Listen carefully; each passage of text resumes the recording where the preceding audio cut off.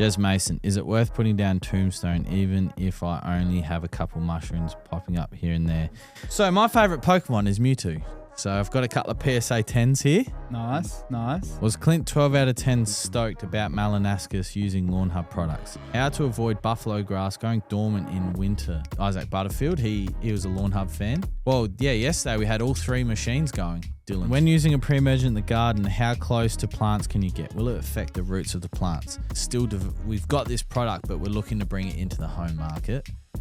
Would you want to trial this product? And I did. So it's this. Now this is the material. Ladies and gentlemen, welcome back. Lawnhub Live after lunch, episode 92. 92. That is a wild amount of podcast that's boiling. Is that going to be fine? I think so. I think it's always boiling. There's a lot of heat coming out of the side of this laptop. I'll just angle that in, show off the 100,000. We actually cracked nearly order 150,000 this week. So that is fantastic. And we want to obviously do a shout out to our water sponsor and the sponsor of this podcast, Caleb Hearn from Totally Tidy. Some golden showers right there next to our new product without a label. An original Water Pro fertilizer, which I often say it's a MPK plus trace elements of 5, 10, 27. That's a lot of potassium. But this bottle has got Stepney's address on it, so some would argue that Water Pro was the OG of bringing out home-friendly sizes to the market. Because Stepney was back in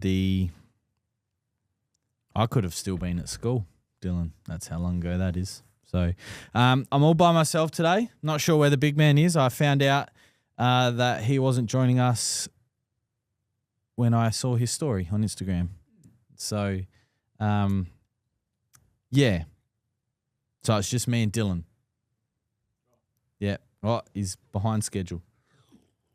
Trying to connect Instagram. Oh yeah, we need the gram. Can you monitor the gram questions or? You should be able to get. Oh yeah, here we go. Look at this. There, because you've got the computer. Got the computer. But what we'll do first is what we're gonna do. Story questions first. Oh, that's right. The story questions. Which there is a couple. Yes. I had a look before. Instagram on live not working. Yeah, Instagram. Live on Instagram not working. Yeah, we're getting there. We got 40,000 followers on the gram. We do. We need more. Get more. We do. We do need more. Caleb Hearn says, "G'day lads." G'day, Caleb. God, there's so much on. There's so many tabs. I think I'll order a tab. Oh, no time for a tab. Do you understand that reference, Dylan? So when Homer is in his moo-moo and he's working from home and he starts up his computer and he clicks the tab button, he says, I'll have a tab. Mm-hmm. Do you know what a tab is? A tab? Yeah. Like a bar tab? No. Okay. That's what I thought it was, but that's not what it. That's not. Oh, a tab. Yeah. That kind of tab. Tab is a soft drink. It's a pink soft drink with a white label. Okay, that's not what I. Yeah. So I'll have a tab, and he clicks the tab, but yeah. Anyway. Anywho's, I'm going to bed. All right, Instagram's being a pain. Yes, it's been a pain in the bottom. In the bottom, and it has been for the last month or so. What's going on? We're getting banned from there too. Nah. Fuck, my head's beaming, isn't it? Got a haircut in the weekend. Different place this time, Dylan. Different place? Yeah, still $20. Nice. So $20 must be the going rate for a number one.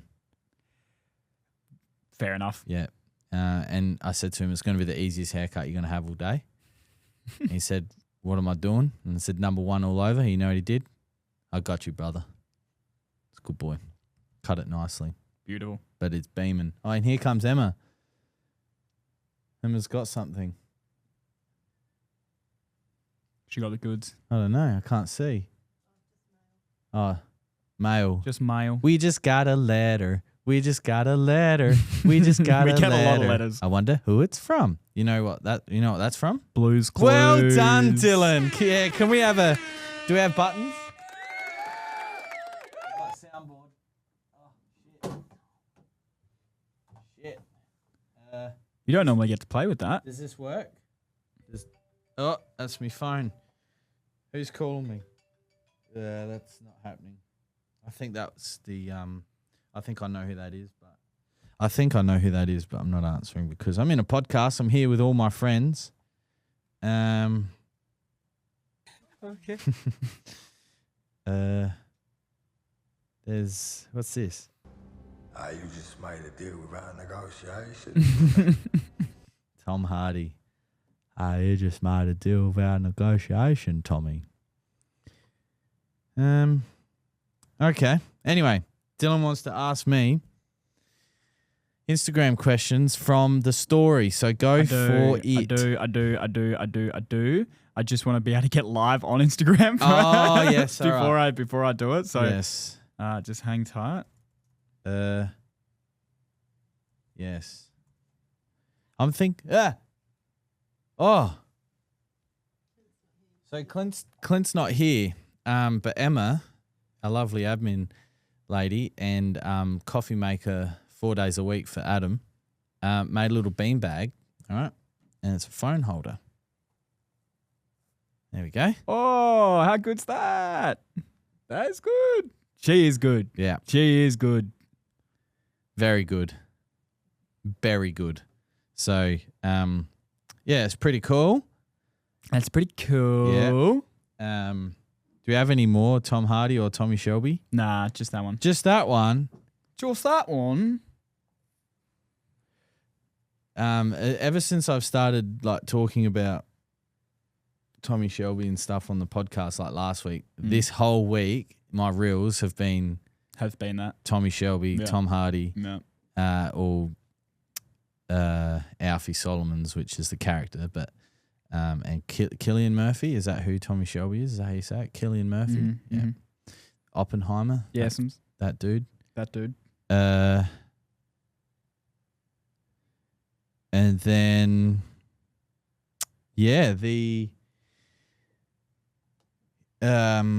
people impersonating his voice as well, doing things like that. So it's pretty goodly. Yeah. All right, Grace. You know, stuff like that. It's pretty stuff good. like that. Look, if there's no questions, Dylan. It's not that there's no questions. You've got Restream up there. Do you want to have a look on there? Yeah, nothing. Just Soz. Sorry, Jez. Mason. Good afternoon, gents. Good afternoon, Jez. I don't see any Facebook comments on here. Are we live on Facebook? We are. This could be a disaster, Dylan. All right. Well, look, Instagram's being difficult. A scallywag. So what we're gonna do is we'll just go straight into these Instagram questions. Oh yeah, we're good on Facebook. Yes, Facebook. Yeah, should be fine. Yes. We just got a letter. We just got a letter. We just got a letter. I wonder who it's from. All right, we got a few on the gram. Oh, that's good. Let's go. We got the first one is from Lawn Tips. Is it? It is. And you know what he said? What? He's asked, what is your favourite Pokemon? What is my favourite Pokemon? Oh, Benny, that's a good one. Benny, put me on the spot here. My favourite Pokemon, I'll show you. I'll be back. Dylan, you talk. I'll say my favourite. Oh, there you are. I'll say my favourite Pokemon is probably Rayquaza, I think, if that's how you pronounce. Yeah, Rayquaza. That's my favourite. What's everyone in the chat's favourite Pokemon? Let's get a chat going. Jonesy's been in his big Pokemon renaissance the last few months. Oh. What's he got? All right. So this could be a controversial answer, but my earliest memory of Pokemon is probably when I was 4 or 5, around there, when because Pokemon, about five, because that's when Pokemon 2000 came out. Mm-hmm. And I remember the first Pokemon I ever saw was a poster of Mewtwo, and for some reason I just really liked the look of it. So my favorite Pokemon is Mewtwo. So I've got a couple of PSA 10s here. Nice. This one is from the recent 151 pack, and this one is a Japanese copy of the original, but still the 2023. I don't know, plated. I don't know what you call them. So Mewtwo is my favorite Pokemon. Now, some would argue that he was made in a lab, so that's not really fair. He's not a true Pokemon. So my answer to that would be, oh, well, he's my favorite. But outside of that, I don't know. I like them all. They all have their perks and their quirks. I do like Blastoise. Oh yeah. I used to have Blastoise shoes when I was younger in primary school. Yeah, epic. But it has to be one of the original 151s. It's not these new modern Pokemons. I don't understand it, Dylan. Call me old, but I don't understand it. There's a lot of unique ones. But yeah, probably Mewtwo, and then if we're not talking about lab created, probably Blastoise. Yeah. Yep. All right. Cool. Thanks, Ben. What's your favorite Pokemon? I said Ben? Rayquaza. Rayquaza. Yeah. Gen 3. He was always a big. Yeah. He's always had my pick. Yeah. When choosing the 3 in Pokemon Emerald, I'd always go for Rayquaza. Yeah. Yeah. Gen 3 legendary. Pokemon Emerald was my childhood Pokemon. Yeah. Shout out to Tyson, but I've still got his Pokemon Yellow on permanent loan. So nice. So Pikachu edition. So but my first Pokemon game that I got as a present or from my mum and dad was Pokemon Ruby. I've since changed the internal battery. That's really important that you do that. So, and you can catch Rayquaza in Pokemon Ruby as well. Oh yeah. Yeah. So, yeah, cool. Yes, that's a good shout, Dylan. Nice. So, my favorite Gen 3 Pokemon is probably, it's a toss up between Swampert and Salamence. Yeah, okay. All right. They're good picks. They're great picks. Yep. Gengar's grown on me as I've gotten older. Yeah. He's a cool design. Cool Pokemon too. So, but yes. Yes. Mewtwo. I think I just like dragons because my favorite Yu-Gi-Oh card is Slifer the Sky Dragon. Oh, yeah. And so maybe I just have a thing for dragons. We've probably had this chat before, but when I was looking for some PSA 10s, some PSA 10 original Blue Eyes White Dragons were like going for $1,200-$1,500. I had 3. I opened up a pack and I had 3. What, in your pack? Yep. I had 3 in my pack. I had a starter deck and I had 3 of them and I used them. Why did I use them? Why? I should have put them in a sleeve and hide them away. I got a winged dragon Ra or ring Ra. There was one of the 3 other god card. And I got that, and I remember I traded it with my brother for a card, and he totally gaslit me that his card was better than what I was trading it with. And I keep in mind I'm 4, by the way, at this Gotcha. stage. And he got me, and I go crying to mum, and you know what she goes and says? Yeah, well, Dylan, this is life. You made the trade. Yep. Little me 4 years old who got played. Good on her. And I got Good fucking, on her. I'm like, Yeah, I learnt my lesson real quick. You got fleeced. I got fleeced. Little 4-year-old Dylan's got no fucking clue. Yep. Good on her. Yeah, well. I rate I that. think I just got fucking actually just totally ripped. Well, you didn't do a Hannah Baker, so.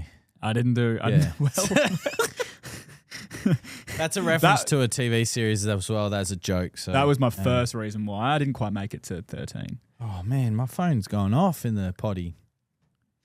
Right. Boy. Yes. All right. Sorry. We ready to move on? Yes, ready to move on to the All second right. question. We got this second question from Monfute. Yes. Where in the order of lawn care essentials pack would you reseed and top dress? Reseed, I would do it. Well, you could reseed at any time, but you would want to skip the NSFW application. Oh. So you could put seed down at the same time as fertilizing, but I would not put down NSFW at all in the lawn care essentials pack if you're overseeding and top dressing. There you go. All right. Johnny EV, we got earthworms throughout my lawn. Good or bad? Good, very good for your soil. They just make a mess. I know that they can be quite disruptive and they post worm castings on top of the soil, but to be honest, just leave them alone, to be honest. We do get messages where, they want to kill them, and I understand why, but we don't sell a product that targets them, and they're just better off being active in your soil than not there at all. So, fair enough. All right. Next is from Tyson PH. He says, "Hey Jonesy, is it safe to tank mix 3-way, roots and shoots, and money shot?" You can. You can. The answer is yes, you can. But I'm also a massive advocate of trying to separate those 3 applications out over a period of time, because they'll do each individual thing better spaced out than this big cocktail mix together. And I understand why people want to tank mix a whole bunch of products together. It saves time. I get it. But 3-way and money shot can be applied together happily, but I would apply roots by itself just for its own benefits. So I've sort of tiptoed around the answer, but the answer is yes, but I like to space them out. That's fair. That's fair. Can read between the lines there, I think. That's it. That's it. That's it. And Instagram's still not working. So what I'm going to actually do is just do a story and let the people know To come over to the the book rest. or the tubes. All right, Cody Sweetman 8142. G'day lads. I have some pretty freshly laid Tiff Tuff, 3 months, with some kaiku growing in. Is Monument safe to use on this fresh turf? After 3 months, that should be okay. But being that it's 3 months, is there a lot? Because you might just be better off either trying to pull them by hand or just painting them with glypho. It's going to be much cheaper in the long run. However, if it is riddled completely through the entire lawn, then yeah, that is an option. That is an option. Jazz Mason says easily Pikachu. Fun fact, Pikachu in Pokemon Red and Blue, Dylan, you can catch in the game, but in Pokemon Yellow you can't. But in Pokemon Red and Blue, Pikachu's stats was actually garbage. So in Pokemon Yellow, they beefed him up. Or her, depending how you want to look at it. You just said you can't catch him. Not in Pokemon Yellow, because that's your starter. But in Red and Blue, you can catch it. I never used him in Emerald. He was just You not strong.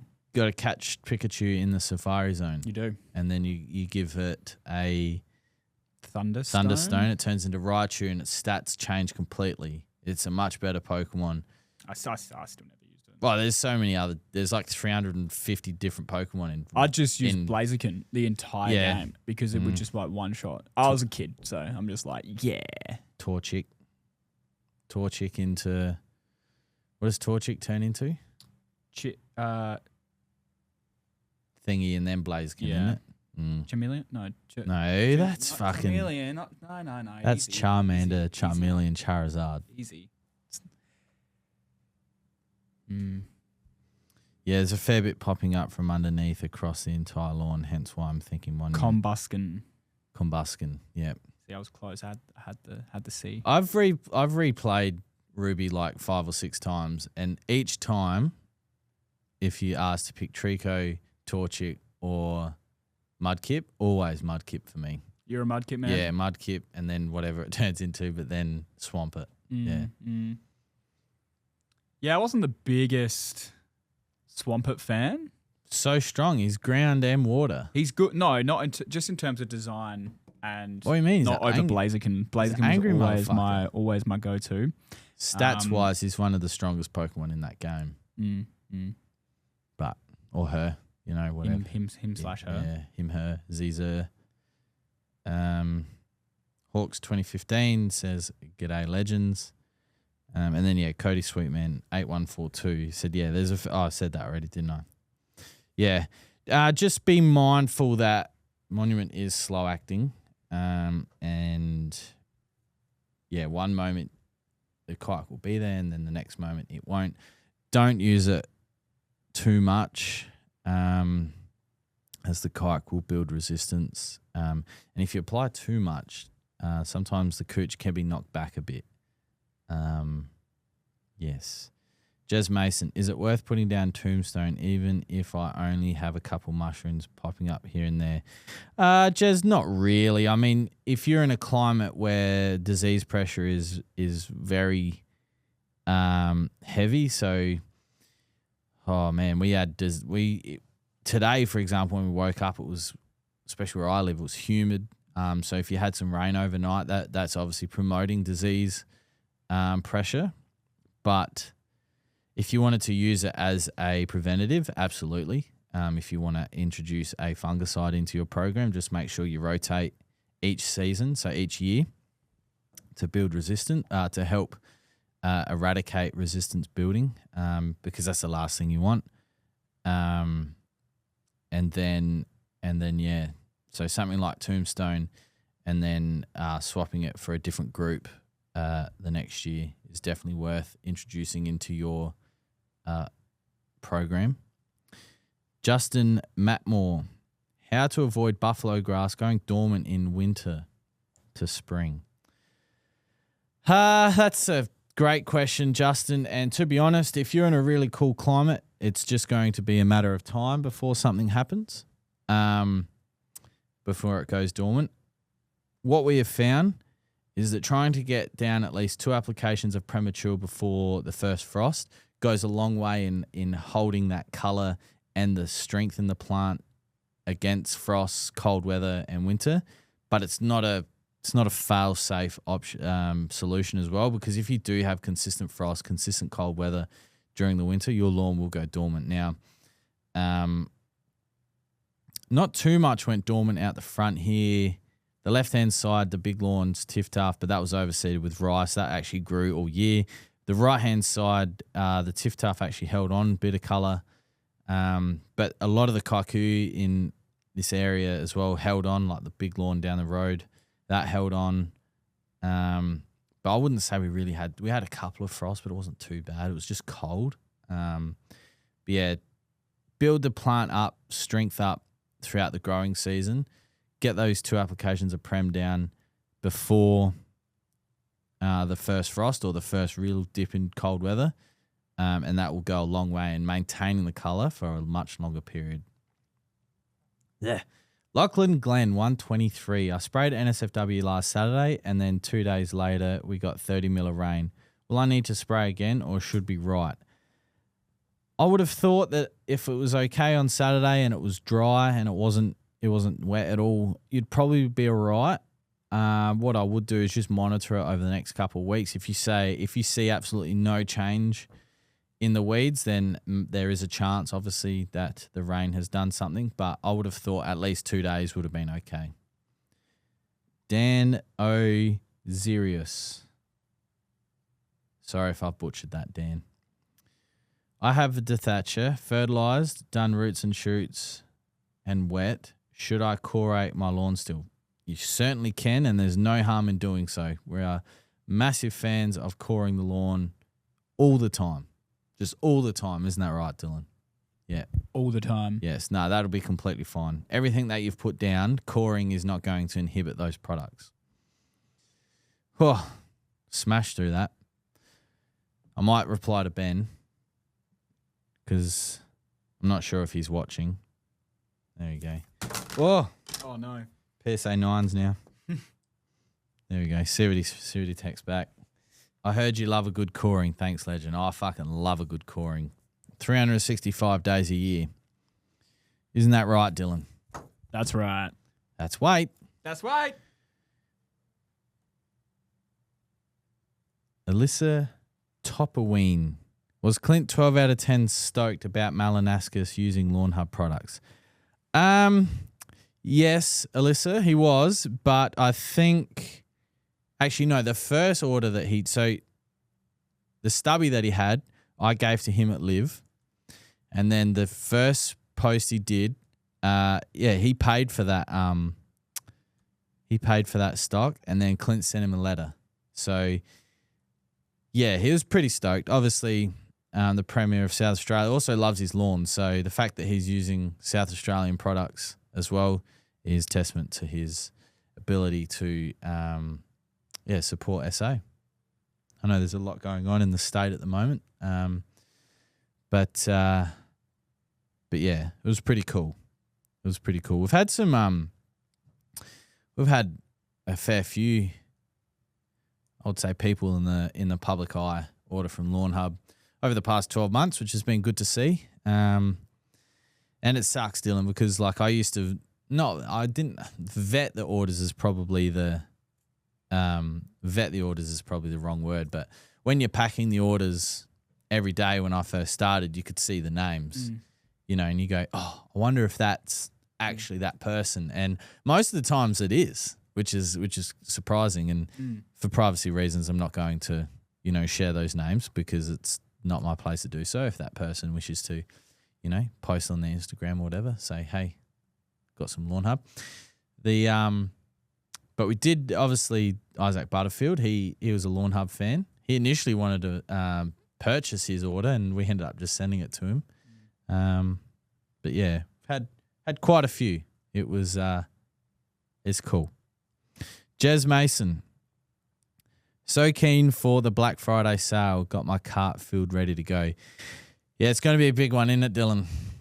Yeah. It's going to be a big one. The team are in full production mode.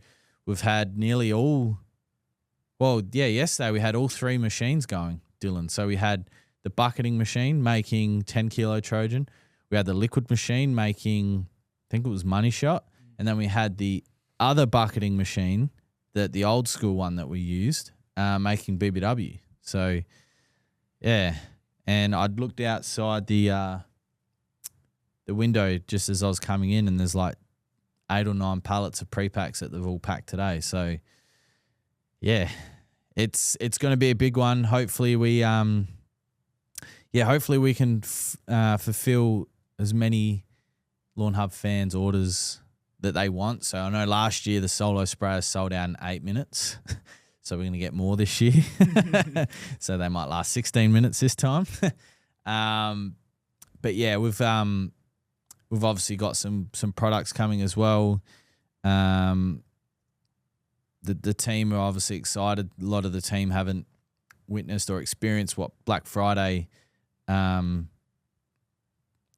pandemonium is probably the word I'm looking for is. Obviously last year we live streamed it for everyone to watch, and it was, what did we do in that first day? Like 440,000 or something. Yeah, Sounds about right. Was it like 15 or 1,600 orders or something? Like just magnificent, massive support. So, we're here for it. And we've got another couple of trucks of fertilizer coming next week to continue to fill buckets. We've got empty jerry cans on the road ready to be filled with all the products that people can think of. It's going to be very exciting, and we're definitely looking forward to it. On Black Friday, though, if there is something that you're specifically eyeing off, such as, I don't know, a chemical or a sprayer, make sure you do sign up to the text line, because you guys and girls are going to get prior access to everyone. A full day. Everyone. Before everyone. So not like last year, which was only a few hours. Yeah, last year was only a few hours, and the text line, we had some dramas last year from memory, didn't we? With the text line, the company that we used. We got a letter. Yeah, we did actually. We did get a letter. Oh, that's not what you were referring to. No, I was saying that not everyone's text was sent. It's true. Yeah. So hopefully we've rectified that. I think we're going to do some testing beforehand this time rather than just rolling out a brand new system. Probably. Yeah. Probably. I think that's a Clint side of things, that one. Yeah. If you don't want to use your mobile, there is also the email list, which will also get early access, just not as much. Is that right? Yeah. So text it's timed. So I think text will probably be the first half of the day, email the second half of the day. All right, well, there you go. You've heard it from Barty. Clint is also potentially wanting to experiment with a locked website, and to get access to the website, you need a code that will be sent to the VIP members. Like LSKD? Is that something that they did? And Golf Gods are doing that this Yeah, season okay. as well. Wow. So, yeah. Wow. Okay. I didn't know that. And, you know, people will sit back and go, how did you not know that? I legitimately didn't know that. There's so many things that happen, like the spring sale last year. Oh, yes. Yeah. Remember the spring sale last year? Didn't tell anyone. Yeah, no, it was literally last second. We have plenty of time for marketing this year, though. Yes. We are chock-a-blocker full of content. So wicked. Be a good, real good push. Take a tand. Had to glypho out some weed in Buffalo. Best way products to support filling back in those areas. If there's any loose or dead material there, scrape it back, get rid of it. Loosen up the soil if you can core that area as well. Top dress in so it's the same height as a buffalo. Regular watering and mowing will be a good start, and then regular fertilizer, so Trojan every 8-10 weeks. And then top it up with some roots and shoots to help that root and shoot development. Lawn tips, solid as. So you must have seen my text. Oh, here we go. Oh, hell yes. I can't believe you have PSA 10s, bro. Fake for sure. Nah, they're not fake. Nah, I did my due diligence. I checked the number. I checked the number and made sure that these cards are real. And I did some like full on, because of my hyperfocus self-diagnostics. So if you're in the market of buying PSA cards, and those of you that don't know what PSA is a what would you say, an auditing service for cards? Grading service for cards. Not just cards, but other things as well. Collectibles. But mainly cards. That's when you'll hear of the word PSA 10 in cards. So PSA have a couple of things that they get you to look for. So the first one is this PSA sign here. It's half colored. So one half is dark silver, one half is light silver, and there's the PSA emblem in the shadow. So you got to turn it on different sides to see it. And then there's the money print. So that, I don't know if anyone's ever seen US money, but it has those lines in it. That's what's used here on the front. On the back, you've got the same thing with the PSA here. And you can also scan the QR code and it tells you information on this card as well. So, yeah, they're not fake. They're real. And I think I paid fair money for them compared to cards that are out there. I'm going to reply to Ben. Oh, if he's watching. Ben, if you're watching, let me know so I don't have to re-explain myself. But if you are not watching, then I'll reply. Lachlan Glenn 123. My neighbour's kaiku is growing under the fence and up through my garden bed. Any tips to kill it? I have glyphoed once before and it came back. Lachlan. Yes. That's a tough one because what was that? Is that you? You screenshotting me? I'm not screenshotting. Are you going to make money off me? Interesting. You know I do. Interesting one there, Lockie, because, sorry, I just gave you a nickname and I'm not sure if that is your actual nickname, but I'm just going to call you Lockie because I like nicknames like Barty, Lockie. What's Clint's nickname? Clint. Big Cheese. Big Cheese, yeah. Clintos. Yeah, I'm not sure if he likes that one. one. I don't think he likes that one. Or Clinto. I don't think. I don't know. No. I don't know. Yeah. Just Clint. Lockie, you could use something like Cannonade, which the active is, I'm going to butcher this, with Fluzlorlip. Yeah, it's like Fusillade. It's the generic version of Fusillade. We sell Cannonade as well. The other thing that you could use, it's I'm not going to recommend that because that'll potentially kill the lawn next door as well. Like it'll continue to creep in. You could ask your neighbour if they're polite and friendly people, if they could, make sure or try and put some edging on their side as well. But it's going to be difficult, and spraying it or pulling it by hand is really going to be the only option. But, Glypho, Cannonade, one of those products.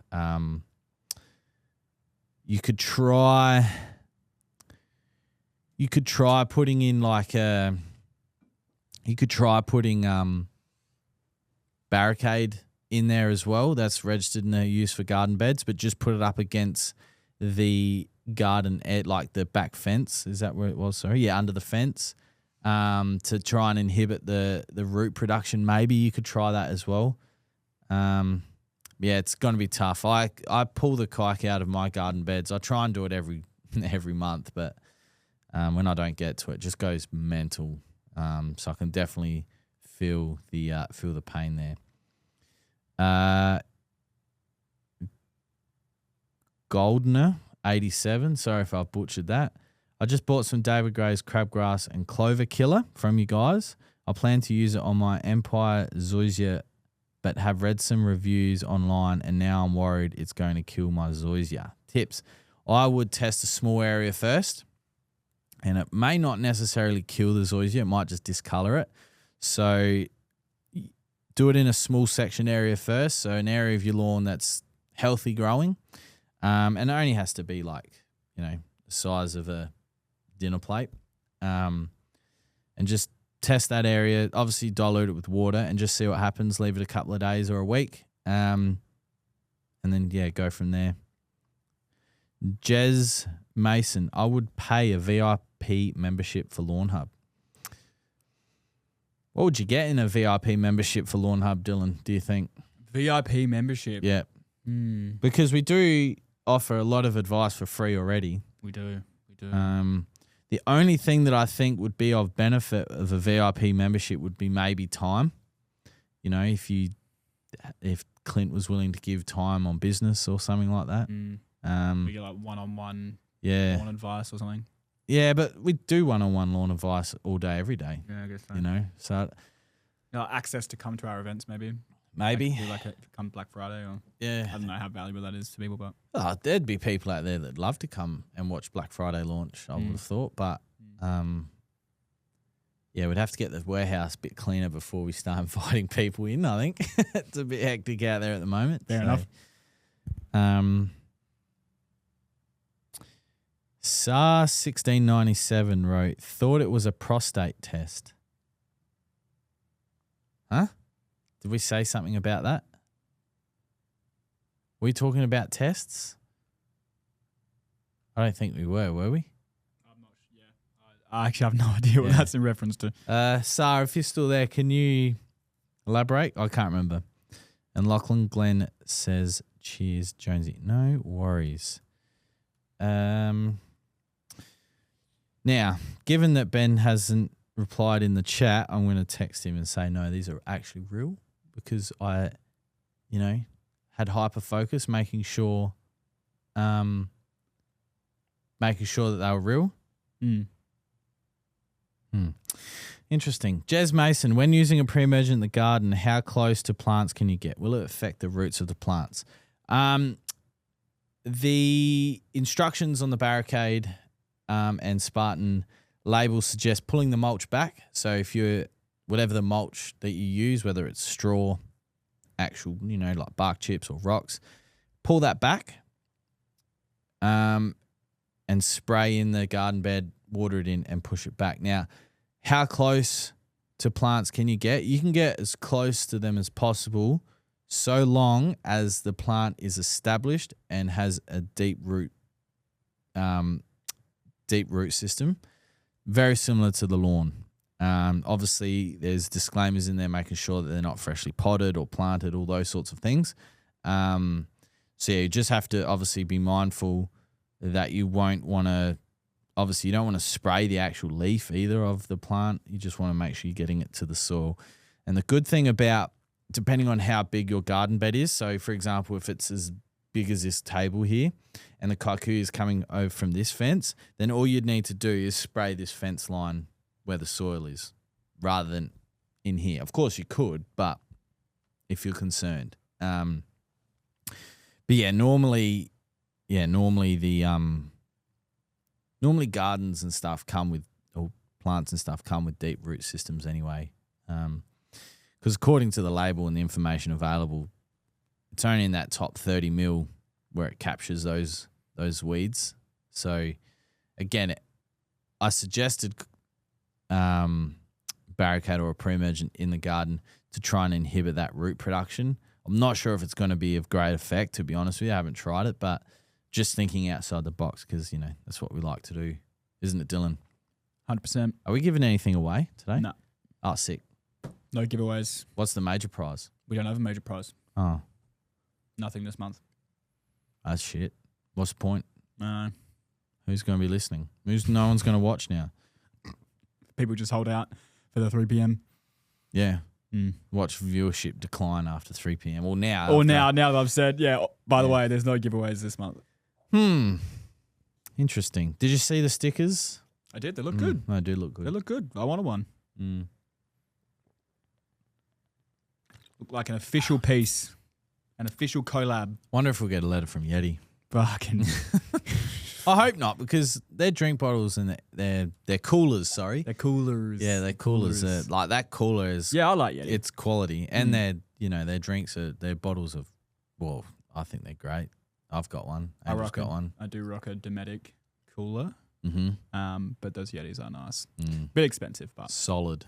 solid. Yeah. What else happening, Dylan? See, Live Golf went to 72 holes next year. Did not. Yep. So I'm assuming, I haven't really read anything, been busy, but I'm assuming it's got to do with the world ranking points. Okay. So to be eligible for world ranking points. So, yeah, that'll be interesting because Live means 54. So, Okay. and now they're going to 72 holes. So, So are they going to change the name? well, I don't know. I don't know. It's It's grown past that now as a brand that Yeah. they couldn't change it. I wouldn't think. I wouldn't have thought so. It is what it is, but it'd almost be like, you know, the Adelaide 500, them trying to make us call it the Adelaide 500 or whatever. It will be, for our generation, always be known as Eclipsal. Too bad. That's just what it is. You know, it'd be like if they tried renaming Bathurst. It's always going to be called Bathurst. Yeah. And there's a famous sand island in Queensland as well that the narrative's trying to change the name of. Yeah, been there 3 times, and to me, it's always going to be known as Fraser Island. It's just what it's known to me. They're trying to change it. Yes. They, thems. Oh, I wouldn't say it was them, but Not them this time. Okay.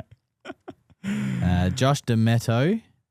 Fuck, if I butchered that, Josh, I'm so sorry. I have seen Josh's name quite prominent in the socials and everywhere recently. So I think that's Demetto. Yeah. Good afternoon, gentlemen. Good afternoon, Josh. I'm busy converting all of my customers to Lawnhub products. That's great, Josh. We love to hear it. Good lad. I think Josh. I think Josh is local as well. I think Josh. Correct me if I'm wrong. But if he is local, he'd be definitely making use of that bulk product available at Waterpro. Bulk. Perfect pronunciation. My teachers at school never said that. And look at you now. Yeah. Look at you now. Salisbury Heights, very local, just down the road Around from the us. corner, mate. Oh, down the road. Well, it depends. Everywhere to me is down the road because I live fucking an hour away from everything. So you know. Normally you have to go down a road. Yeah, a couple of roads usually. Yeah.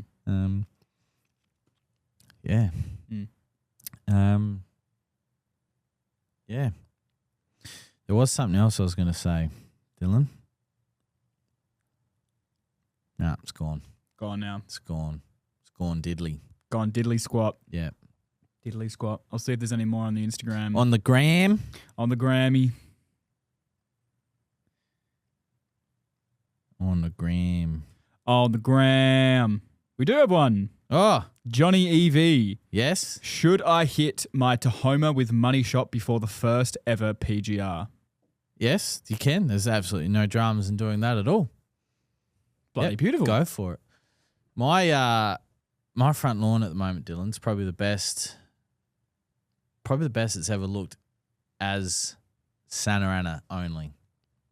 Obviously, I had the bent in there and the rye for a while, and it would stripe up, but it's it's looking so good. And I put some money shot down not long ago. That's what I was getting to. Yeah. Yeah. Cody Sweetman 8142. Wait, people weren't here just for the love of the game.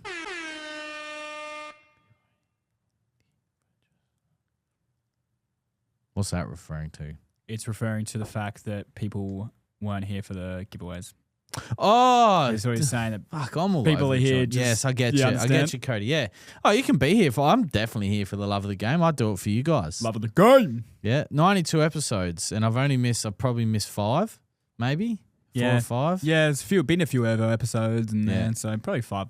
Been or a 6. lot by myself too. A lot. That's because Clint's a busy man. Do we know if he's back to next week? No clue. We'll just get a message from Celeste. Clue. It's usually the day before. Mm. Not always, but Not always. Not always. But this week's was. it's just Unless I missed something. No, we did. We yeah, did we we? did. Yeah. Okay. Yeah. All right. I'll just shut the fuck. Nah, it's all right. What else can we talk about? I'm so excited to launch this product, but I can't talk about it. Super secret, super special product. Super secret squirrel business. Yeah, it's one that, like, I'll just need to say one word, and then people are, oh, it's that product. But I'm just gonna keep the lid on it. Also, for the however many people are listening, no one has still cracked the Easter egg on the Lawnhub website. I feel like this has been going on. Well, I mentioned it in like the second or third podcast episode. Mm-hmm. It hasn't been mentioned in a while. Yeah, it hasn't been mentioned in a while, but one person was close, but still no cigar. Do you want to explain it to the people that might not be aware? So those of you that are new here or just don't watch the podcast and but are massive Lawnhub fans, there is a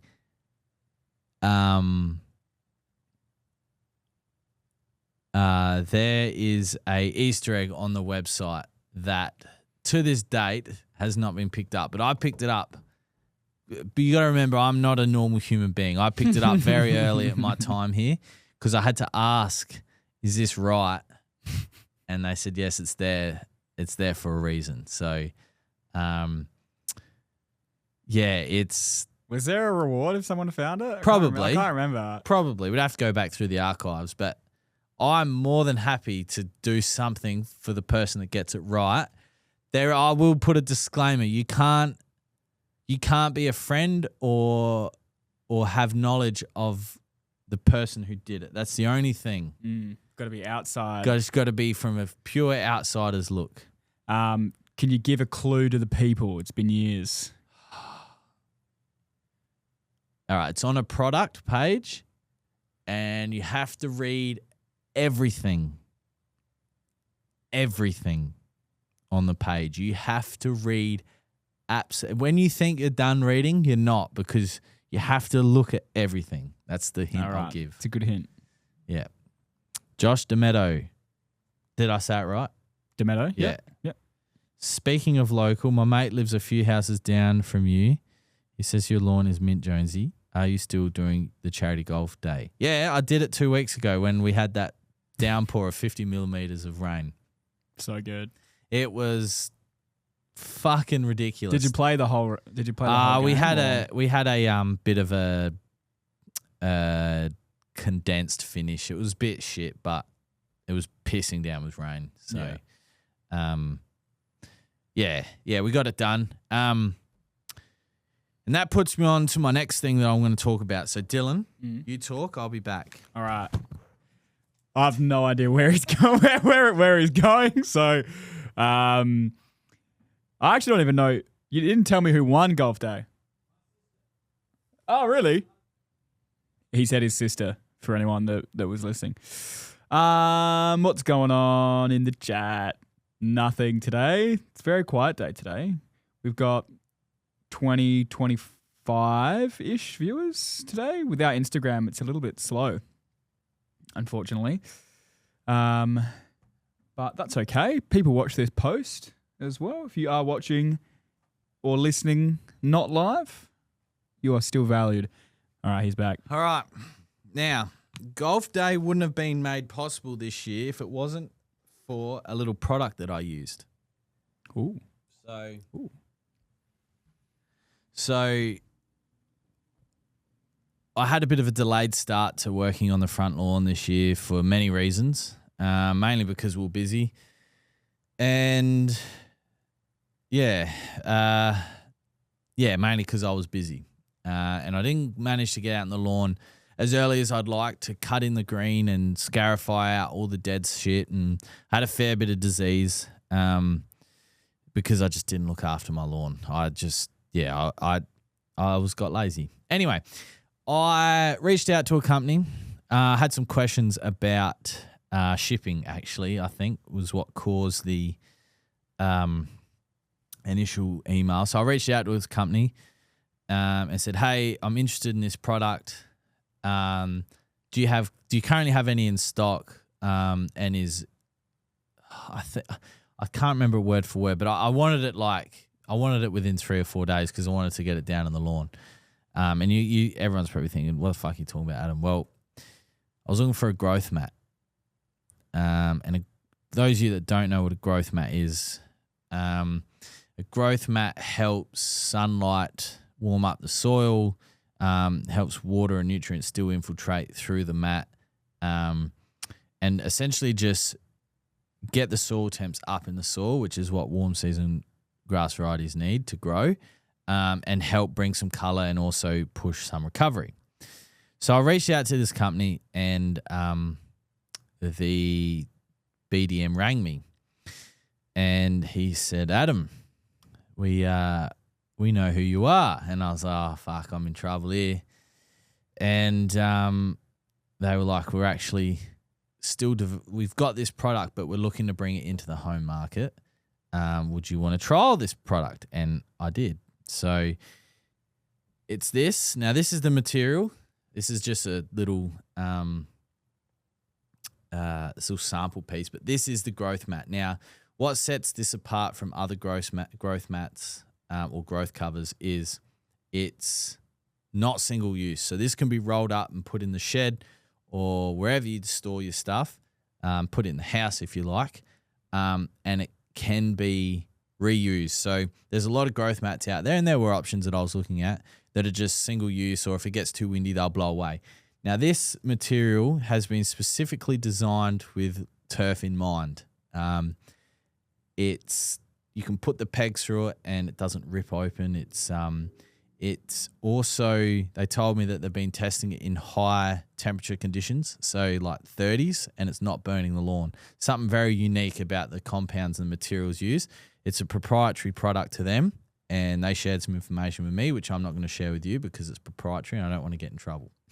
Smart. But this is a growth mat unlike any other, and I personally don't think the lawn would have been in any shape or form it would have been without it. Now, I do have some photos on my phone, and I should have pre-rehearsed this and sent them to Dylan. So we're going to have to do something next week or something to make it, do it right. But within a 21-day period, my lawn went from a white straw to a green lawn, and we didn't have that many warm days. I think we had 2 days over 26 degrees. The rest were low 20s to high teens. So it really pushed the growth and recovery into the lawn, and I was very happy with it. So if you're interested in growth mats, hit me up with an email, adam@lawnhub.com.au, and measure out the area you're after, and we can work on getting some growth mats, because especially handy when doing overseeding. And now that I've publicly spoken about it, we can also use it on the little lawn to try and get some recovery back in that as well. How does it work? How does it work? So it goes on top of the lawn, right? The sunlight will come down, and because it's dark in color, it heats up and it sends that heat into the soil. But what it doesn't do, and people could say, oh, why don't you just use like a sunshade? Well, sunshade blocks out sunlight. This doesn't, right?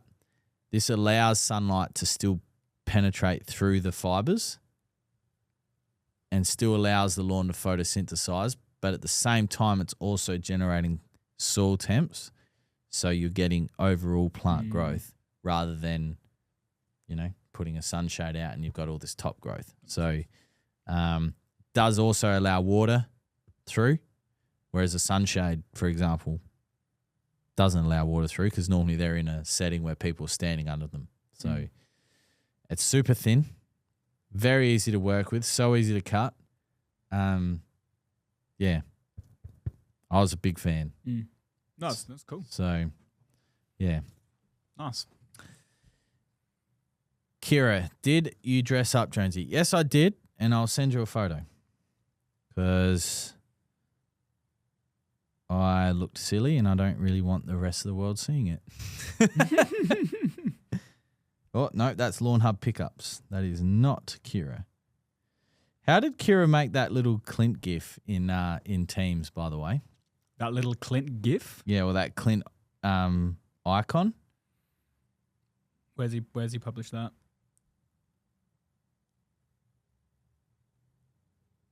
What the hell? Hang on. Sorry, my phone is... yes, Kira, I did. I dressed up as the Joker. Oh, I was like, what the fuck? Why? I didn't get a message on my phone from Teams, but this is Clint's Teams. So I'm gonna have to shut that down. How do I mute notifications on that? Can you go on your taskbar, right click it and just quit? Oh, here we go. Boo. Oh, Kira just sent me through what she's talking about. Is like photos of his head? Yeah. I have no idea. Ah. I'm assuming Kira's made them. I don't know if they're like emojis or something, or stickers or what.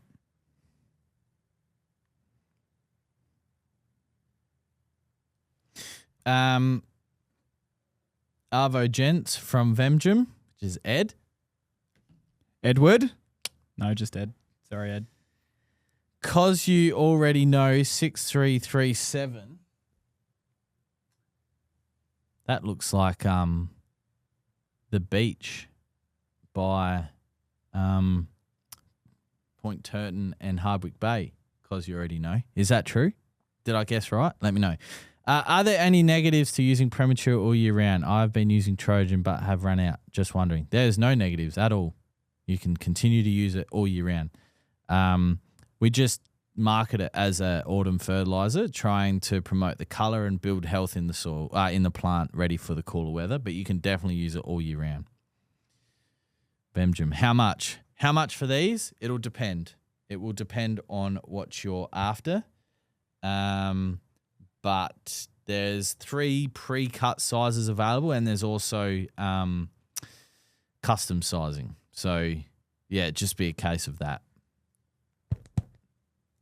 Look out. Teams has an emoji feature, and I turned him into some. That's wicked. Maybe we need some Tommy Shelby ones. You love him. I'm thinking about rewatching Peaky Blinders again. You should have gone as time. Tommy Shelby for golf day, mate. All right, Dylan. You say that. I don't know. There was something there. There was something. There was the start of something. You could go home and practice in the mirror, and you come back next week, and you can show me. Ben just replied, "So good, bruh." So good, bruh. Yeah, so good, man. So good. I'll tell you what is good, and I shouldn't probably say this, but his cleanup video of the ivy growing up his walls and in his garden bed, that was a good vid. I like that. It was like soothing watching like cleanup and stuff. Maybe we need to do a bit of one of ASMR. them. Yeah. Well, we tried it in this week's video with the garden thing out the front, and I just got sick of it. Oh, in the garden bed. Yeah. This video is not ASMR. It's No. like full EDM music I put Yeah. over this video. Yeah. It's a bit of us. So That's all right. we'll see what the people think. Last it may be a week's- bit too hard, but Last week's video got some good viewership for us. We're not massive. it's the season. We're back. Yeah. We're back. You know, it's we still, you know, we're ticking along to get to that 10K. I don't know if we'll hit it, but I don't think Dylan's going to get the BYD.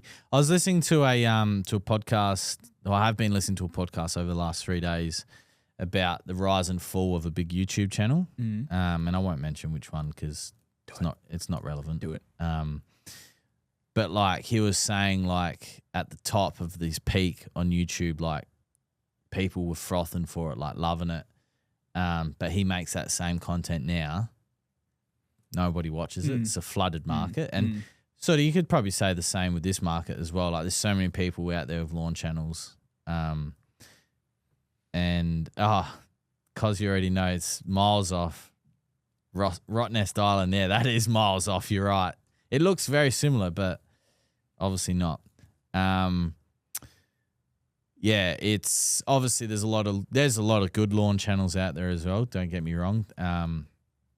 There's also, you know, channels like ours that are just there, but I think we have some fun on our channel. It's not too serious. Like we don't have sponsors to answer to as well. But yeah, he was saying that the algorithm as well in just Google itself has all changed as well, a bit like Meta. It's like he done some dumb shit as well. That was part of the reason why his YouTube channel fell. But he's just saying that like he'd do a video, an original idea, and now it's you search that original idea and there's 100 different videos showing the same thing. And he started YouTube in 2016. So it's I don't know when this YouTube channel started. It was well after that. There's already some well-established channels in this space as well. But I suppose where we dominate is online marketing, right, Dylan? Yes, sir. Yes. Yes, sir. Yes. We do. When are you going to hire another person soon or not? I don't know. Good answer. Yeah, I don't know. You gonna eat tonight? Don't know. Don't know. I actually will eat. Oh, you will eat? I Okay, will so you eat can tonight. make a decision. Yeah. You're a cunt. Well, the decision is based on the demand, and I don't have the demand for more content right now. So yeah, I mean, ideally, we need what do we need? An influencer. We need influencers. We need influencers to do the content. Yeah, that'd be good. Because it's great to have someone that can produce the content, but we need a house. We need a talent. So Lawnhub needs to make enough money that we buy a content house. Yeah, Team 10 house. And we have like 4 people living in it, just making content for Lawnhub every day. 100%. Yeah. Where do you find them? OnlyFans.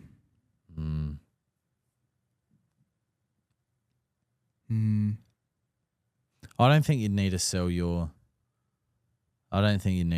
soul to the devil just yet. Oh, but Not you know yet. what? People can do what they want. I don't care what people do. People want to do that's fine. But Content House is sort of like the Guggen Squad. Do you ever watch Fish? You would not. I'd not. Yeah, watch The you. Guggen Squad. Well, what the hell just happened on Restream? My whole head just exploded with like glitter. Yeah, it adds random effects, and I'd have no way to turn it off. It's just like you'll put like a thumbs up, and it'll like thumbs up. No, the Guggen Squad were these Guggen. these 4 blokes, young blokes actually, fishing channels together as one. They came together and called themselves the Guggen Squad. The Guggen Squad. And yeah, they rented a house and made content. And then a very similar thing happened in the golf world with Good. They got a house and content and all that sort of stuff. So maybe we'll be the first lawn channel that has the Lawnies. Lawnie Nah, Squad. Lawnie Squad. I don't like lawnies. I don't like that word. That sounds a bit, I don't know, but we need something original. Which word? Don't know. Which word? Tell me. We'll make it up. No, which word were you going to say? No. Don't. You're baiting me. I just want to know the word. That's all. Not bait. Luke Green's 9099. This one's for you. Sorry, Luke Green, no S. What type of BYD are you eyeing off, dildo? Oh, good question. What's the Ute called? The Tasman Ute? No, not the Kia one. Sorry, the BYD Ute. They look alright. Is that like the Celion or something? Like for an EV, like they look alright. Let's have a look at their website. The Ute, the dual cab Ute. If the government held me at gunpoint and said, Adam, you have to stop driving your diesel vehicles or we'll blow your head off, I still wouldn't drive one. BYD. But oh, fucking hell. Really, bro? Yes, you shut up, bro. You're such a bullshit. Nah, I'm here for the people, so I'd have to Here for the people. Yeah, it'll be a Shark. Because they look nice, I think. All right, how much? I don't know. 57. It does look nice. That's pretty cheap. I'd still prefer a V8 Land Cruiser though, or for what, double the fucking price? Yeah, but 8 more cylinders, bro. This would get like 0 to 6 in fucking no time at all. 60. Yeah, sorry, 0 to 60 miles. Miles. What would it be on the 0 to 60? Well, 0 to 100 because we're in Australia. What, 4 or 5 seconds? 5.7 seconds, 0 to 100 in the seconds. BYD Shark. That's pretty good. That's fucking quick, man. No. The Superman ride at Movie World is 0 to 100 in 2 seconds, so I think. That's a weird fun fact. You'd have to fact check that. Let's fact check that. You know that weird shit though. You got that on lock.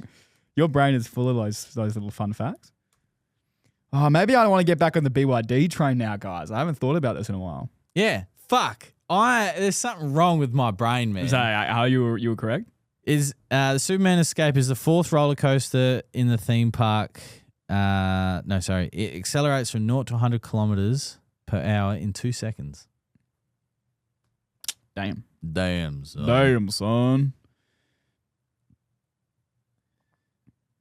Damn, son. Vemjum said will be great for lawn restoring. Yes, they will be. Vemjum's referring to the growth map. Where's best to get turf rolls in Adelaide? Need about 10 to 20 square meters. You could give Paul Munns a call. They usually have turf on hand. Otherwise, Hicks, they might have some. Or just ring the landscape yards in your area and see if they've got any turf as well. Lawnhub HQ should clean up the weeds behind the fence. Looked tall in the last video. Yes. Yes. Hawks 2015, BYD Shark. Yep. And Josh DeMeadow said the BYD Utes are a hybrid. Oh, are they? Oh. What, so they still got some grunt? They still got a big grunt to it, mate. They still got some dinosaur fossil fuel burning. They do, mate. What is it? For us rugged fellas. What is it? It's a hybrid grunt. 2-cylinder Comes or equipped something? with a 1.5 litre turbo, high-powered hybrid engine that in conjunction with the BYD Blade battery boasts a massive 321 kilowatt of power and 650 Nm of torque. This allows the BYD Shark 6 to achieve a maximum brake towing capacity of 2,500 kilograms. It's pretty good. So 1.5 litre turbo. How many cylinders? That could be anywhere from 2 to 4. I will just Google it. BYD Shark 6 cylinder. I the hell didn't know that, eh? 4-cylinder. Four banger. Turbocharged petrol engine. So what's the range that they're claiming you'll get out of a Shark, like kilometer wise? Electric only 100, combined hybrid 800. That's pretty fucking good. Still put a diesel in it. It's giving you the ick in it still, mate. I'm shocked. I did not know that. And I said this last week or the week before, you learn something new every day. And I've learned a lot new this week, and I don't even know if that sentence makes sense, but yeah. I also learnt that I need to take my bloody passport to the post office to renew my forklift license because I need a new photo. I need 100 points of ID. So I need my passport and my license. Can't use your birth certificate? Oh, I can, but It's not. does anyone know where their birth certificate is? Yeah, I got mine. Actually, I think It comes up like you need it for things.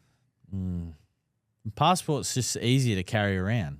It is. It's smaller. You don't need to have it in a plastic bag. You know, you don't want to crease it. Mine was folded and it's like now it's in a sleeve. Yeah. But it's definitely Sleeve, plastic bag. What the fuck am I like? yeah. No, I get you. I want this car now. I'm still focused on the car. Yeah, That's competitively priced, to be honest, because they do look good. yeah. It's aesthetic as well. It's good. Yeah. Enough gear for going camping and. Oh, Josh looks like Josh has one. My mate was getting 3 to 4 litres per 100. I was blown away. Mine's sitting at 9 without a trailer, 12 with the trailer on the back. Yeah, okay. So, Josh, how much, like what sort of range, if you've got one, how much range would you get out of your day-to-day? Vemjum said, how long till sharks catches fire? I mean, the new all the new diesel utes that have a DPF they've all had their instances of catching fire as well. The old DPF, you know what that stands for, Dylan? Diesel. Dynamite. Diesel. Particulate. What was the last letter? F. Mm. Diesel particulate fire Filter. Yeah. I was pretty close. I was pretty close on that. Very one. close. I was very close. Sorry, I don't understand what an engine is. Oh, an engine is usually is what's in the front of a car, traditional car. A what? A car. Oh, can you spell that? Car. Yeah. C-A-R. K-A-R-C. Yeah. Right. Oh, Yeah. an automobile. Yeah, Yes. automobile. Yes, I have one of them actually. Yes. I don't have one. I've got a 2024 Musso. Musso. What's that? What that? Oh, where's the mouse gone? Oh, there we go. Oh, we've got that screen on. 2024. Musso. Oh, like a Sangyong? A Sauvignon Blanc. Sangyong. Nice. One of my mates has a what's it called? A Semyang. That's Chinese EV, and he's got a robot AI in the car. This fucking iPad screen in the front, and you're just like, hey, whatever its name is, turn aircon on back left passenger seat, and he's like, okay, and he turns the fucking aircon on you. Right. I mean, that's where we're at life in the world now, aren't we? But they're like decently priced as well. Like it's not. Yeah, they're just not sustainably sourced, Dylan. Yeah, the batteries definitely are not. But I'm not buying it because of that. I don't give a fuck about that. I don't give a fuck about the environment. Well, I do actually, but I was reading this stat the other day about this whole Australia net zero by 2050, right? Which, anyway, if Australia was to shut down now, right? Just shut down completely. No, we're not doing nothing. Everyone vanishes. Like the Death Star has just gone to Australia. Nothing in the environment will change. Nothing we do to the planet will change in Australia. Why don't the big countries, why don't they do something? Remember during that thing called COVID, Dylan? And the cities shut down? And people who'd lived in these cities for 70 years didn't know that the Himalayas were just in the horizon there. They're the countries that will make the difference, not us. 100%. But in saying that, I think there is still things that we can do better in this country. Where's the applause? That's beautiful. Yeah, thank you. Yeah, like hell yeah, dude. Like hell yeah. Like bringing back proper bloody straws for starters. Oh, don't get me started on the fucking straws. Oh my God. Nothing worse. Nothing worse. Nah, look, to the be honest. turtles are fine. The turtles are fine. Can I make, I want to say something. You please. What Sanitarium have done with their up and go straws, very impressive. Have an up and go every morning. That straw is solid. I tick. Almost like it's plastic. Almost like it's plastic. What is it? Is it I don't paper? know. I think it's hardened cardboard, but it's got a coating around it. Yeah, okay. Right? Whatever they do. Whatever that coating is probably really Sanitarium- great for you. Sanitarium, whatever you do, can you just mass produce that for all the paper straws out there, Yeah, that would be good. please? That would be good. Yeah. Yeah, you can't get the bloody sushi plastic fishes anymore that are filled with the soy sauce. Don't even get me started on that. Can't even eat sushi with one hand anymore. Dylan. There is so many bigger fish to fry than little old Adelaide and their little sauce containers. Dylan. No one lives in Australia. And I didn't realize this until I left the country, but no one lives here. There's so few people here that we make such a small difference. We're not changing the world by taking soy sauce out of a plastic fish. Do you know that I think the ocean actually enjoyed the plastic because the algal bloom only started after we started taking away this plastic? That's true. That's a hot take right there. Yep, took the imbalance out of took the balance out of it. Yeah, I think there might be a few people that disagree with that. Every day, man, I'd get on Facebook. So I've turned all my notifications off of social media, right? Mm-hmm. So it's not until I actually physically pick up my phone and click that app that the notifications will come through, right? Saves so much time throughout my day. But as soon as I log on Facebook, algal bloom group comes up. I'm not even part of it. Why am I suggested to it? I do not want to read your homebrew theories on what is going on. Anyway. What do you think's going on? What do I think's going on? I'm not educated enough to make my theories, Dylan, but what I think's happened is we had a lot of water come out of the Murray a couple of years ago when we had an influx of water. And I don't know if I said it on the podcast at the time, but I definitely said to people, we're not doing enough to harvest that water, that excess water. Like it was just getting pumped out of the Murray mouth, right? And then the Coorong got very dirty because of the amount of water coming out, right? And I'm not sure if you're familiar with the Coorong. I am familiar with the Coorong. Yes, so it fills up at times and then it drains at times, right? There was a bit of stress in the Coorong at the time, and usually when the Coorong's firing is when the wildlife, the bird life is firing. That's when the mullet are in there, the mulloway, all those sorts of animals or fish and birds coming in, the pelicans and all those little birds that run across the sand. What are they called? Anyway. Oh, yeah, I know what you're talking about. Anyway. Can't think of the name. And then we got no rain. And then we had another large rain event which filled the Coorong up and then flushed it out. I think there's just been excess nutrients holding somewhere, right? There's just been holding somewhere. And then that's all been flushed out. And then the conditions that nutrients met the conditions of the ocean has caused a reaction. And it's just like disease in turf.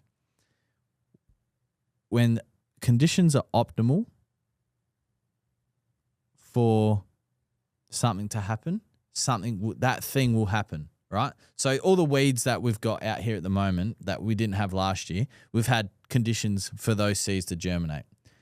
So whatever this algal bloom has been a combination of excess, in my opinion, not financial advice, excess nutrients and a flood of water. And then they've met and they've gone, oh, fuck yeah, we're going to bring back this pathogen or whatever that hasn't been around for 15 years because we haven't been able to replicate these scenarios or environments. And then boom, there it is. I think, and then it was just too late to get on top of, and now it's just comes and goes up and down the coast. Mm. I don't know. I could be wrong. It's a solid theory. But I think it's excess nutrients mixing with water. But anyway, we do have some comments here now, Dylan. What do you think's happening? But anyway. What I think happening, because if it's the desal plant, right, then when we're in severe drought, no one has drinking water and you die. So there you go. That's your option. Isn't the desalination plant for the mines?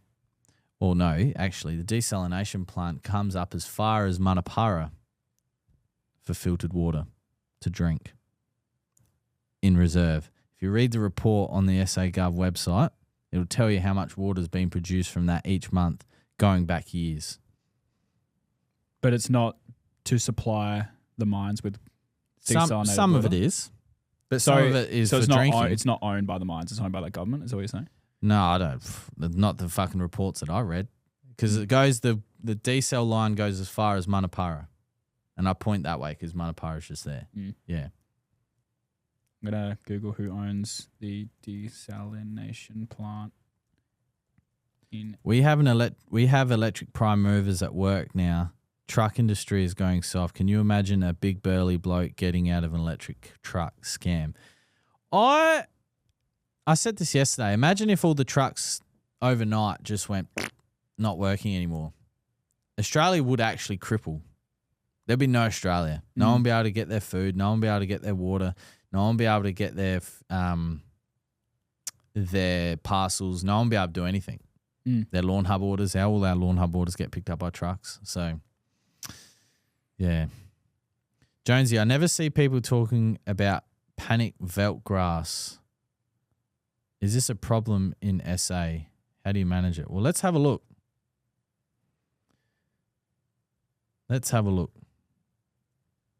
Control C, Control V. Remember at school when you learnt that for the first time? Game changer. Yeah. You know, I just found out yesterday that you can open a link in a new tab by holding Command and clicking. Instead of going right click, open a new tab, you can click Command or Control and click that, and then it will open it in a new tab.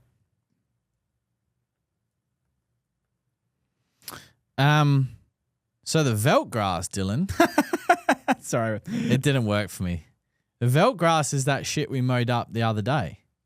That's what it's called. I just call it paddock grass. Oh, yeah. Is it a problem in SA and how do you manage it? Well, actually, it's a problem in this estate where we are.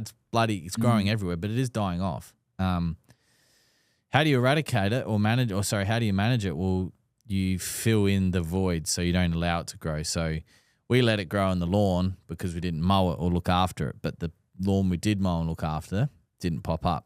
The paddocks next door and across the road, it's everywhere because it's unmaintained. It's just wild growing, but it's about to be filled with bitumen and concrete and stuff, so it won't grow. And look, if you want to get rid of it, I'm thinking glypho or something like Duke. I know Duke has been recommended on a lot of farm areas that have got build up to resistance to their current ryegrass sprays. So ryegrass is a prolific weed amongst many parts of Australia, but yeah, especially in the crop sector where it goes a bit silly. Hey, lawn lovers, what should be your watering plan after a heavy scalp Reno SA Santa Ana? Well, Brad, got the goat's lawn there. My watering schedule for my Santa Ana after a heavy scalp and Reno is about half an hour every 2 or 3 days just to keep the moisture in there until you start getting that green recovery come back. Then after the first or second mow, right back again. I've got R-vans out the front, so half an hour's putting out about 8 mil. If you had MP rotators out the front, just the standard ones, you'd be looking at about 5 mil, so you'd want to be a little bit more than that. So, yeah. Johnny, sorry. No, you go. I was just going to say Johnny EV about a money shot before PGR. Yes. Just replied and said, cheers, lads. Thanks for the advice with the earthworms and PGR. No wuckers. So what did you find out about the D-cell plant, Dylan? What I found out is that it is owned by the Australian government, but there are a couple of others that are owned by individual corporations, but it doesn't appear to be the mines. So I was wrong. No, I think there is water there is a direct line that feeds Cooper Pedy, I think. I think that part is correct. Yeah, that's not necessarily what I'm discussing in terms of for the community, more so for the private mines. Because it was first introduced back in 2007, the desal plant. Is that correct? Can you fact check me on that? 2006, 2007?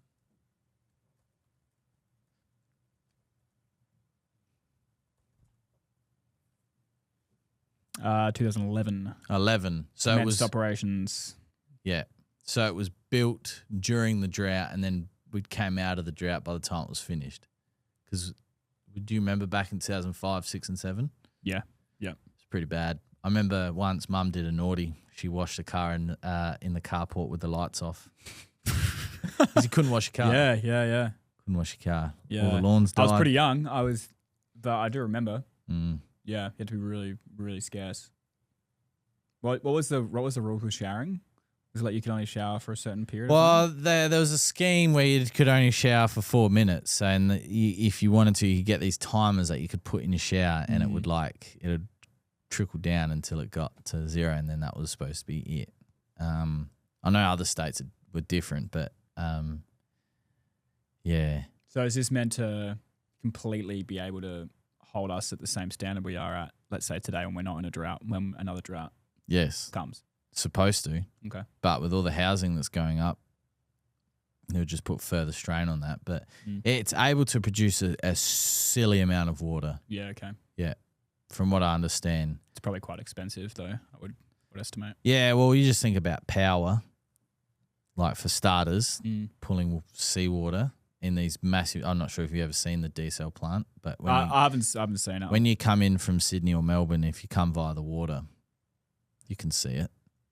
But these huge pipes moving massive amounts of seawater, and then obviously the membranes that filter out all the shit, they wouldn't be cheap as well. I remember Neil deGrasse Tyson talking about it and why that's not the most common source, and he basically just said there's just not as much demand for that. It's too expensive. There's actually cheaper ways to get water than a desalination plant. Yes, there is. Of course there is. Yeah. Adelaide has, I don't know, reason that's the best option. So a lot smarter people than me would have made that decision. So here we go. So in megalitres, so last month in October, the Adelaide desalination plant produced 390 megalitres. That does not sound like a lot. That's really little. And then in February last year, in the peak, or February this year, in the peak of our summer, it produced 7,440 meg. So how many litres is a megalitre? Million?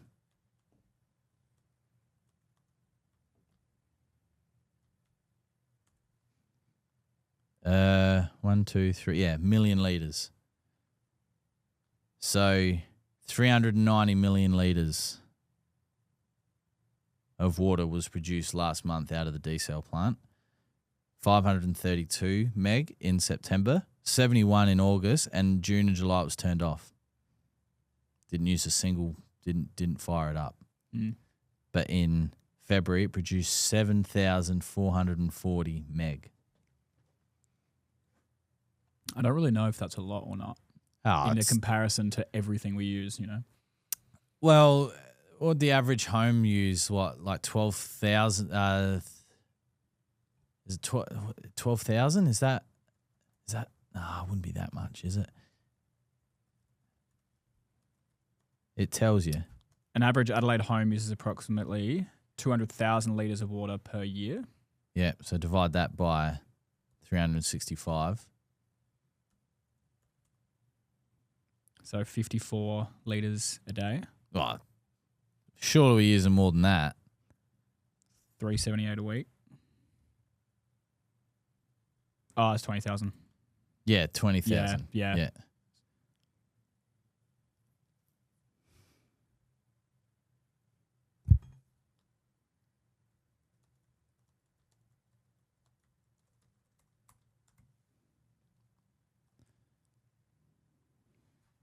Yeah, 547 a day, not 54. Yeah, yeah. So Yeah, so yeah, which is like you times that by how many people live in this state. Oh, sorry, it's not state. It's not because the desal plant doesn't go like the line doesn't go like I said before. It doesn't go all the way out. Yeah, this is just data that's here we go. Maps of suburbs supplied by the desalination plant. Yeah, so it goes as far. If it needs to, Dylan, it will supply this building. 5107. So that's so not quite Manapara, but so subject to customer demand is the green zone, and then the blue zone is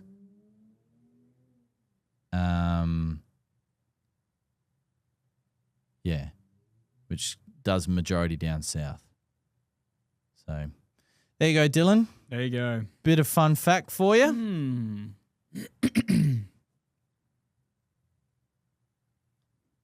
It's pretty crazy. Anyway, I'm sure this is what people want to listen to. We've still got viewers and listening and watching. It's true. There's clearly people interested. So, those of you that aren't aware, there is an algal bloom in South Australian coastline at the moment, ranging from down south up into the Gulf of St. Vincent. So, if you're looking at the Australian map, you'll see our little foot. That's called the Yorke Peninsula. So, inside there, so Adelaide side, and it's made its way around as well, Kangaroo Island, which is a little island that sits below South Australia, not Tasmania. And I don't think there's been signs of it on the Port Lincoln on that Gulf. I don't think so. No. But it comes and goes. So some days it's really bad and then some days it's really good. So and it's affecting the wildlife, the marine life in those areas. And people are getting sick as well. People are allegedly getting sick. Allegedly. Sorry. Allegedly. Not financial advice. You don't believe you don't. Oh, I definitely think there's no such thing as coincidence, but like it goes back to the saying is you wouldn't run through a park at night with $100 bills above your head and then crying, I got robbed. Like, don't put yourself in a situation that opens you up to getting sick, Well, some people work there. They have to work. Yeah. Then that's on their employer. I guess so. The people you see on the news are the ones that have gone swimming. Like some of them have gone swimming. Well, if actions have consequences. So, but anyway. Anywho's, yeah, it's unfortunate. There's obviously, like you just said, and the people that live there, like, as well. They've got these nice houses down south on the boulevard there or overlooking the cliffs of Seacliff.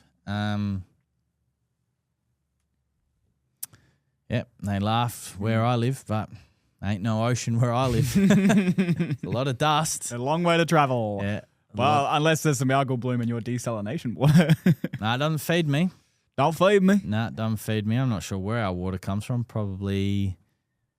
All I know is I turn the tap on and the water that comes out is clear. Majority of the time.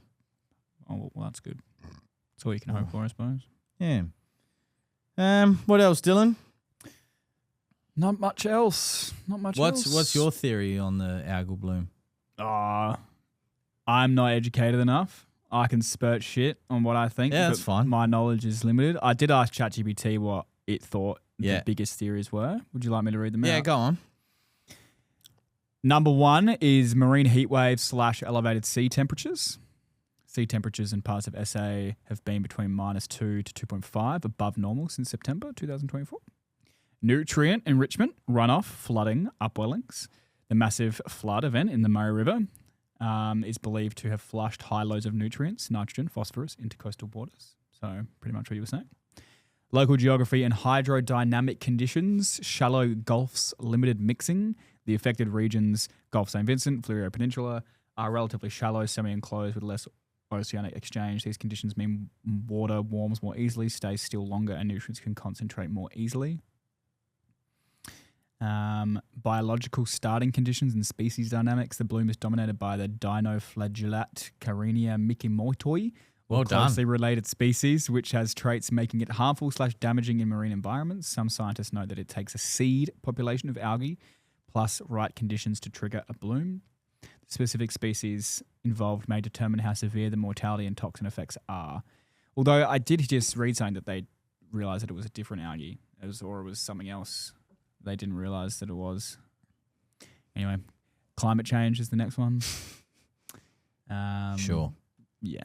So they're the ones that are Temperatures provided. warming in the Gulf are interesting because that doesn't necessarily mean that that's an issue here, because as we know from Finding Nemo, Dylan, the current is very big, and current brings things in. So when the tuna are running in South Australia, it's running because they're following the current, the warm water of the current, you know. So it's a combination of many things, obviously, but to blame it on, you know, one thing is probably not. Yeah. God, my phone, silly, going on. Well, Dylan, if there's any more controversial topics that you want to speak about, speak now or forever hold your peace. I'll probably hold my peace. Oh. That's the smartest. I don't have anything else controversial. Although I did just say here that what I was just talking about, that a new study has identified Carenia cristata as the species responsible for producing brevetoxins within SA's harmful algal bloom. So that could be what it is. Did you go to Metallica? No. No. Nor did you. Nah. Well, that burnt that question. That was a good question. That was a good question. Yes. Is AC/DC playing? I'm not sure. They're playing at Clipsal, aren't they? I think they're playing soon, yeah. Yeah, I think they're playing at the Clipsal. When is the Clipsal? Black Friday. Makes sense. Remember that Black Friday we were at the Clipsal and we got Paro? That was so fun. That was so good. That was a big day. That was a big day. Oh, that was fun. Kira's asked plans for the weekend. Well, I'm playing golf tomorrow for the first time in probably 8 or 9 weeks. Whoa. Yeah, and I've got a bit of a crook back. So this could be fun or it could be why did I bother getting out of bed this morning? So Fair enough. Plans for you, Dylan? I'll actually go to the driving range. Yes? Yeah. Gonna hit some balls? Hit some balls. Fuck yeah. Yeah, I went golfing a few weeks ago. Oh, where'd you play? Did the par 3 at the Adelaide Golf course. The one that's the one by over the Adelaide bridge. Oval. Yeah. Yeah. Yeah. The par 3 there. That was fun. And yeah, it was good. Looked like it's in good nick at the moment. Yeah. Yeah. It was green. So You have fun? yeah, did have Keep fun. your score or just played for fun? Did keep my score. Can't remember what it was though. So a bit shameful anyway. Nah, it's all right. One very good. But I'm practicing. I'm getting better. That's good. Went golfing when I was away as well. That was fun. Yep. And yeah, it's mate's birthday on Saturday. We were going to do a course, but I think we're just going to do the driving range. So Fuck that'd yeah. be good. Nice. Yeah. Besides that, What am I doing Sunday? Don't know. Might take the Don't Land know. Cruiser for a drive. take it for a spin. Yeah. Go check out a BYD Shark, Nah. mate. Nah, wouldn't do that to Bessie. Wouldn't do that to Blitz. Nah. There'll come a time, mate. There'll come a time. Why? I don't know. Not for as long as Clint's in the control of this business. That we won't be getting EVs. It's a hybrid. Yeah, It's a hybrid. Yeah. I don't know. Don't know. Well, if there's no more questions, we might wrap it up here. So we'll give it a couple of minutes. See if there's any more come through on the gram. You reading any books? Sure. I'm still trying to finish the James Pattinson finishing off Michael Crichton's Eruption. Okay. I'm still up to the same spot I think I was when in January this year.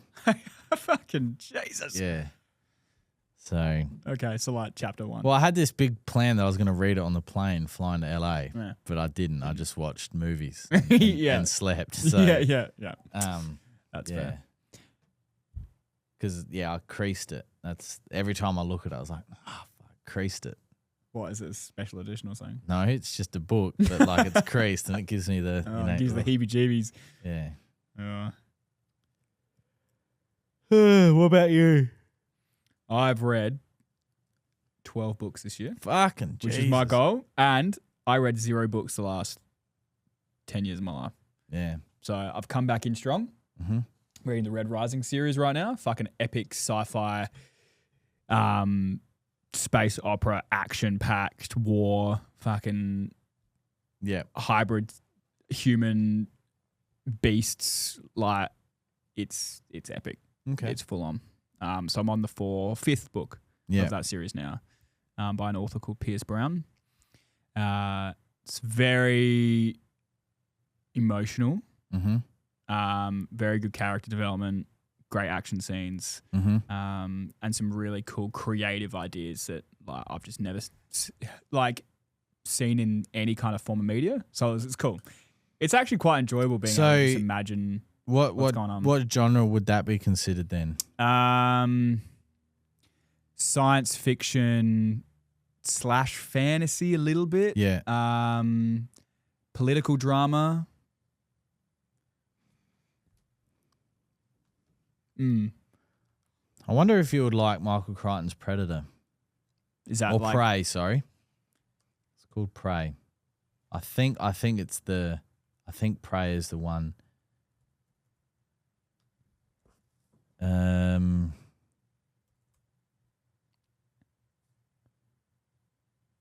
this the one? Yeah, it's about a development of an imagining technology for the military using like nanotechnology to create molecular cameras to work together in swarm form. It's fucked. I haven't read it, but I've got it at home. And it's very like that sci-fi different from different angle. I'm pretty sure it's Prey that I've got at home. That's okay. This is the one I'm reading is very large scale. Like it's our solar system, and each planet is basically run by a house and their family house, and like they're at war with each other. So like the battles and the wars are billions of people versus billions of people. Have you seen The Divergent? Yeah, Have you read it? I haven't read it, but I've seen the movies. Yeah, I heard the books are better, but yeah, it's very much like classism, and so you're ranked based on a color, based on what your skill set and what your job is. So golds are at the highest. Sounds racist. It is hella racist. hella. So golds are the highest. They're like 7 foot tall. They've got like tech in their body, and they're basically, the oppressors of the society. And then you've got like the reds, which are the lowest of the low. And our main character is a low red, which is someone who's like lived their whole life up until they're 17 in the first book in a mine, thinking that they're mining this element for Earth that they believe is going to save Earth, then terraform Mars. Turns out Mars was terraformed like 1,000 years ago, and there's like a massive, it's already terraformed, and they're just so oppressed and so hidden from the rest of the world. And it's about him rising to become a gold, infiltrate the system, break it down, and fix, I guess, the oppression of all the people in the societies. What's that? It's not Divergent. What's that movie where they grow up and then they get to a certain age and they go off to the bright light city? It was a show on Netflix or a video on Netflix. The Bright Light City. That rings a bell. And they have like surgery to make themselves look perfect. Because you describing that made me remember that show we watched, or Angel and I watched, where the girl goes over there and is like, "Whoa, what the fuck? Like, you're changed, you're different." And then she comes back, and then like, I don't know what show you're talking about. But it is a little bit of that dystopian kind of, like the first book's very much like, it's kind of like a Hunger Games in a way. Like it's an institute where they need to like compete, the best gold wins kind of thing. And like there's murder and like it's way more hectic than Hunger Games. It's you have to slave people to become the conqueror and shit. Kira just said it's called Uglies. Yeah. Oh, Uglies. Is that new one? Well, it's new when it came out. I'm not sure if it's still new. No, but because there's an Uglies show that just came out Yeah. or a movie, and it looks so bad. It was very interesting. The one that I watched. This one's 2024, so last year. Yeah, that Or would is have it been old? it. That would have been it. Yeah. Luke Green Lawns just asked, is the Easter egg if you're not on 7 days, it's cool, bro? What the fuck does that mean on the Cherry Popper pack calendar? No, it doesn't mean that's not the Easter egg. We put that in there I think Clint put that in there because everyone was so pedantic that everything had to be done on a certain day. The exact day. So we put that in there to add a bit of cheek and a bit of like to it. This whole time he's been like deep looking. Yeah, like, Luke has just been like this entire podcast. Actually, that's the beauty of our, of being able to be contactable by the phone. But I had the phone yesterday, and someone asked like, "Hey man, like it's been raining, the lawn's grown. I'm not going to be able to play an SFW on day 10. Is that okay?" And it's just like, yeah, it's fine. And they're like, oh, good, because like I'm not going to get it done, man. Like that's the reason. That wording's in that's there. not on every calendar though, is it? I don't think so. I think it's just on a cutler. Just on a cutler. A couple where it can fit. Yeah. Luke, thank you for looking, but not the right. I can give away that's not the right product for the Easter egg. So what were you looking at? No, I saw that K Rocks wrote, and I was like, I think Kira changed her name or something, or a profile picture or something. I don't know. Because I was like, is that Kira? I think it is. Oh, I think so. Looks like her. It's very small. Anyway. Anywho's, I ain't going to bed. So that's what I'm reading, and it's been really good. Okay. So, to wrap that up. I don't know. What am I doing Sunday? Don't know. Try and sleep in. Anyway, if no one else has any questions, or if you've enjoyed listening to us ramble on about utter nonsense, then thank you for being here. Everything I said is not viable in court. It is not financial advice. Yes. I don't know what I'm talking about, Yes. and I do like to ramble. So take that for what it is. Yeah, we love a good ramble. Yes, it is. It's my old username from like 2008. For some reason, YouTube changed it. There you go. Yeah. Who knows? Uglies. Yeah. I want to see. That looked really bad, man. I saw the trailer and I was like, ooh. Yeah, that's it. It's pretty good. Like, It's got like a 4 on IMDb, bro. Yeah, but IMDb. No, I don't think this. 14% on Rotten Tomatoes. Jesus, I think you're tripping, bro. 14. Look, it was weird, but it's 14 is a crazy score. It's intricate. It's different.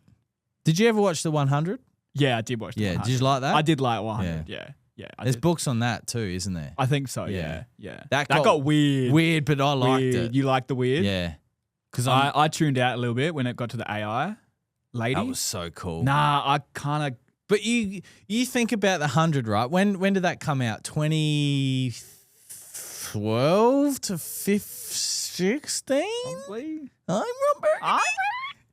Let's see how good my fucker. Are you searching that? Yeah. 2014. Yeah. It started Yeah. to 2020 is when it finished. Yeah. Right. So AI as a presence now. When was the AI introduced? Like season 3? 3 or 4. Yeah. I think. Yeah. So that would have been 17. Yeah, but AI as a concept has I know been it's a around concept, since but ever. But what that had brought to life, no one had if you were if you weren't into that sort of shit, you wouldn't have never heard of it. Well, what the fuck is this AI shit? But the way that they're able to create that world with the chips and, it got weird. Don't get me wrong. You know what did get fucking weird? Riverdale. Riverdale got really Wait, weird. man, what the? Got really weird. I see clips on TikTok of like just a montage of all the different shit that they're going through. Like they're all got powers and they're just like, whoosh. Yeah, it got really What weird. happened? Yeah, that did get Riverdale weird. got really weird. That got really fucking that got weird. really weird. But again, I liked it. I really liked it. Kira liked it. She said it was corny as fuck, but I liked it. Yeah, Uglies. Yeah, Uglies. It It looked like Temu Hunger Games. Temu Divergent. Yeah. There's probably people going, what the fuck do these guys watch in their spare time? But no, the 100's good. The 100's definitely good. 100 good. 100 has so many ups and downs, like the rise and fall of Clark, and then the re-rise of her, and then Octavia, how she used to live in the floor, and then, you know, ended up being this fucking animal that in the end woke up. Did you watch the end of the 100? Nah, you can tell me though. I don't care. Yeah, she. I don't want to spoil it for the 100,000 people that are watching. All right. Okay. And like Murphy and all those sorts, like it was weird, but good. Weird but good. Weird but good. Lost got a bit weird. I think Lost got weird too. But I loved Lost. Lost is my favourite TV series of all time. So mine's Breaking Bad maybe. Never watched it. Haunting a Hill House. It's really good too. It's one season. So good. The OA. Did you ever watch the OA?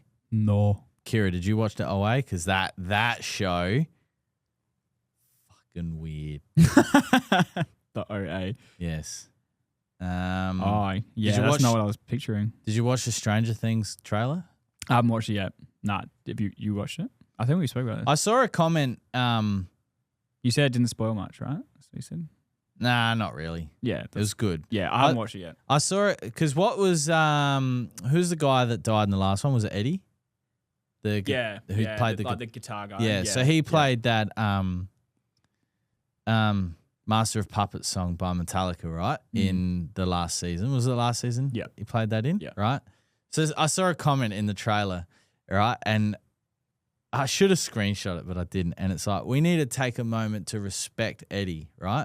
Because obviously Eddie in the show, the people in the show, obviously had a lot of hate for him because of the stuff that he allegedly did but didn't, right?